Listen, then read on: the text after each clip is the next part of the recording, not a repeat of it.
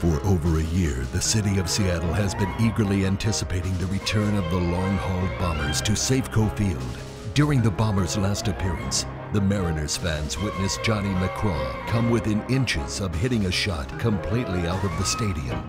And this time around, McCraw was promising even more. Do you think it's possible to just clear the park? I'm going out in the street this year. You going out in the street? Going in the street. Wow. On the radio, in the newspapers, the Bombers were everywhere that weekend. The stands filled quickly. The major leaguers lined their dugouts. Even the Seattle Sun, notorious for hiding behind an overcast sky, emerged to watch this amazing home run display. Here are the rules. Each player gets 15 pitches. Each home run is worth 1,000 points, except for the final ball, which is worth 2,000. Team Mican's Kenny Briggs was the first to step to the plate. He didn't waste any time.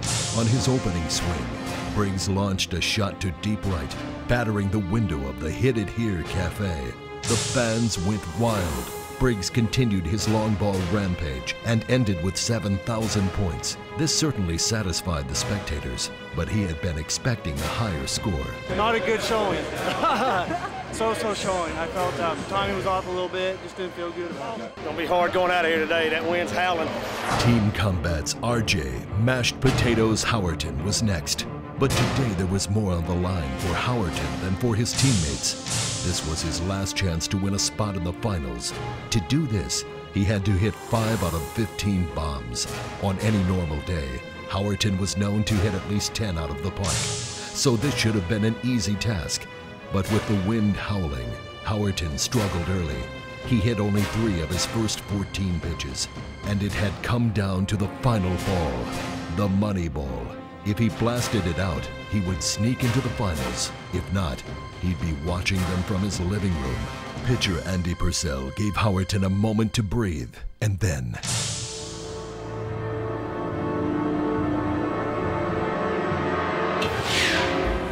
It should have come as no surprise.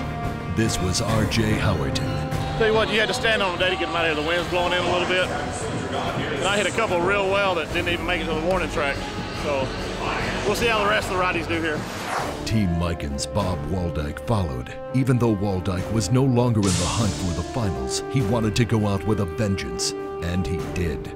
The wind was no match for his quick hands and Mican maniac bat. He destroyed 7 bombs, including a few into the upper deck seats. Hey, we hit them good. It was a good day. Finally, the moment everyone had been waiting for had arrived. Didn't you say you were going to be the first to hit one out of Safeco Field? I'm going to damn sure try. That's, you bet on that. Okay. They may change it to McCraw Field instead of Safeco Field. Team Combat's Johnny McCraw stepped into the batter's box. He started strong, launching 6 home runs deep into the left field seats. Unfortunately, the momentum wouldn't last. With one last pitch, Johnny gave his all, but the ball fell into the stands rather than the parking lot. Dang it!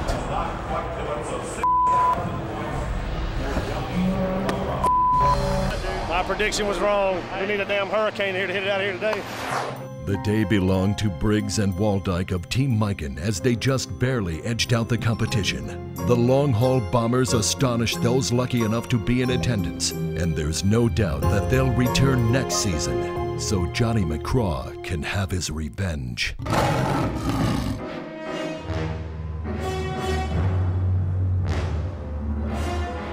Hey, this is Johnny McCraw coming to you from Everett, Washington now because we didn't do too well at Safeco Field today, so we're coming out here to a D tournament. So maybe we'll do a little better tonight, put on a show for some folks. See what we got to compete with? I mean, imagine that.